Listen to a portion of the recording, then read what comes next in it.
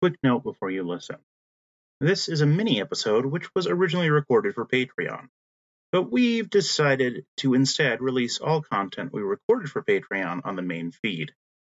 We decided it was better to have more regular content releases rather than trying to also keep up with a separate bonus feed. So, going forward, you may hear some references to Patreon on the next few mini episodes we release, and that's why. Most mini episodes will just feature a single segment from one of our hosts, and will typically be between 5 and 15 minutes.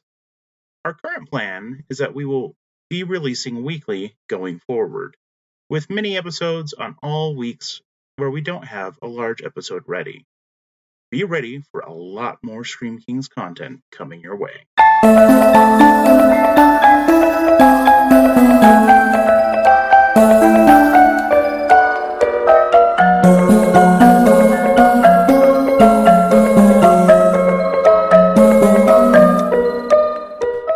Hello and welcome to a Patreon exclusive minisode of the Scream Kings podcast.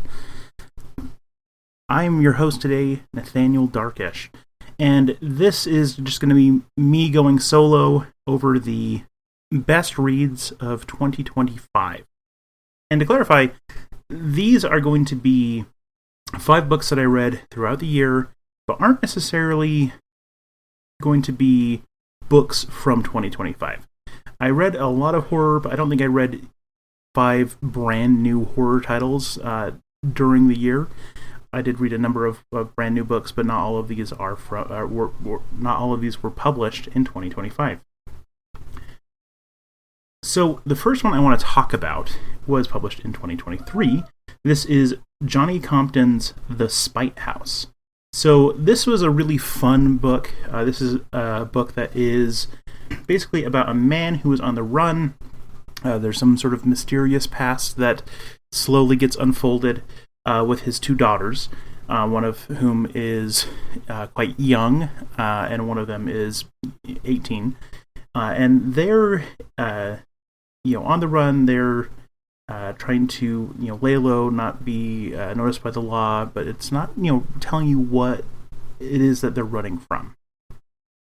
But because they're desperate for money, they end up taking up a job working as sort of a caretaker of a spite house, the Masson house. And the spite house is kind of coming from history where we have these houses that are built literally just out of spite. And there's this particular spite house. It was built to block an orphanage's view. And it's just this thin, narrow, weird house.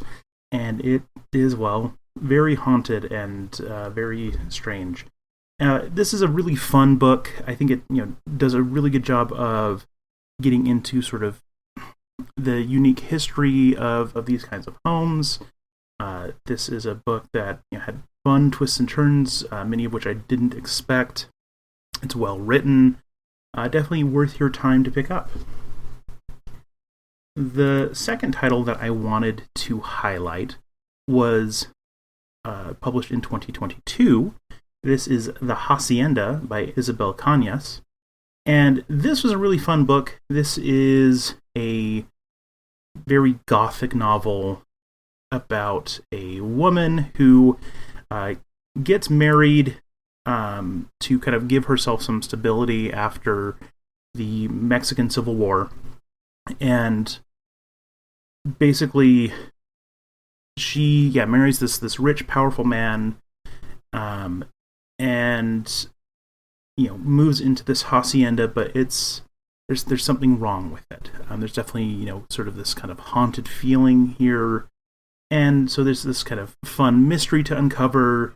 There's this wrongness. This woman is trying to figure out how she can preserve her life and preserve being a stable, safe person in a very kind of chaotic time in Mexico. So it's really fun. Definitely has a lot of vibes of works like Rebecca. So, definitely a fun book, a really interesting book. It's well written. I think Isabel Cañas is understandably, one of the more exciting one of the more exciting writers to be working currently in terms of just bringing some kind of interesting Hispanic perspective to the horror genre. I really enjoyed this book. I think it's definitely worth your time. The next title that I want to bring up is actually 2 books. This is a duology. So it's Fever House and its sequel, which is titled The Devil by Name, written by Keith Rawson. And these are these were published in 2023 and 2024, respectively. I really enjoyed both of these books. I think Fever House is the one that maybe stands out to me as the better of the 2, but they're both really well written, really interesting. They're very rock and roll. Essentially, the books are about this weird government agency that is trying to chase down a severed hand. And this severed hand there's just something about it that makes you angry and mean and awful. But just being in proximity to it makes bad things happen. So that's really all I'm going to say about it. The book itself, Fever House, is really just, it grabs you by the throat early on and it doesn't let go. And the sequel did some really interesting things with kind of the ramifications of what happens in this first book. I really, really enjoyed both of them. I definitely want to read more of his writing. Yeah, this book is just rock and roll as hell. It's awesome. The next book I wanted to talk about is a 2025 release. This is the Autumn Springs Retirement Home Massacre by Philip Fracassi. And this is just such a really interesting and fun take on the slasher genre. This is a novel that is about a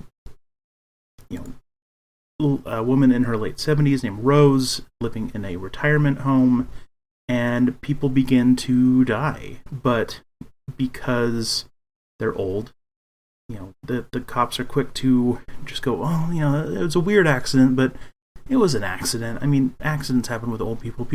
Old people die all the time. It's just nothing to worry about. But Rose and her friends begin to investigate and begin to definitely know that there's something wrong here. People are not dying by accident, but are definitely being killed. And so it's this kind of interesting twist where our final girl is almost 80 years old. Great characters, great twists and turns. There's some fun supernatural elements in the mix as well. It's well written. It really just was the kind of book where I'm like, this could either be really cool or really lame, and it was just awesome. Easily one of my favorite books that I read in 2025. Finally, the last book I want to talk about was actually a reread. This was me rereading The Shining. The Shining, of course, is one of the all-time great Stephen King books, and I remembered really enjoying it. But I mean, I read it probably almost 20 years ago. It was one of the first batch of Stephen King books I read. It was probably fifth or sixth book I read by him, back in high school, and that was a great experience. And I, and that book always stood tall in my mind. But doing this reread, I was just astounded by this book. It's so good. Like, every word, every idea is so solid. And what I loved about this reread of The Shining is that I think more than ever, truly understood what it is that makes the book so special, and by extension, what made Stephen King maybe hate the Kubrick movie so much. I think the Kubrick movie is an important movie, and I respect it for what it is, but it isn't a great adaptation. It does a lot of wonderful things, but it doesn't adapt kind of the soul of the book, because the soul of the book is really about Jack Torrance being at war with himself. it's about Jack Torrance being a fundamentally decent person who is trying to fight against the evil that is determined to use him and corrupt him and destroy him. And so that is, what The Shining is truly all about. And, it's pretty nakedly based on Stephen King himself. If you look at what was going on in his life at the time that it was written, Danny was Joe, his son. He was Jack. I think it's all of his worst fears and impulses and all of that, shoved into a character and maybe exaggerated a little bit, but not that much. And, this is Stephen King being terrified of who he could become if he allowed himself to slip. And interestingly enough, we see that this was written kind of at the beginning of him sliding down and, getting into hard drinking and drugs and everything else. So it's such an interesting book, and it's such a beautifully written book. Like, other than it using the N-word a number of times, like, it's almost flawless. It's truly a masterpiece. It's so good all the way through. And rereading it was, I don't usually reread books that often, but I'm so glad I did. It was such a rich experience. It was absolutely worth my time to pick up The Shining again. And I know, The Shining is good. That's not like a hot take, but man, it was 10 times better than I remembered it being, and I remembered it being really great. So, anyway, those were my top reads of 2025. I would love to hear, what you have read in the last year, what books you're looking forward to reading. If you pick up any of these books from my recommendation, I would love to hear what you think. Anyway, thanks everybody, and stay spooky.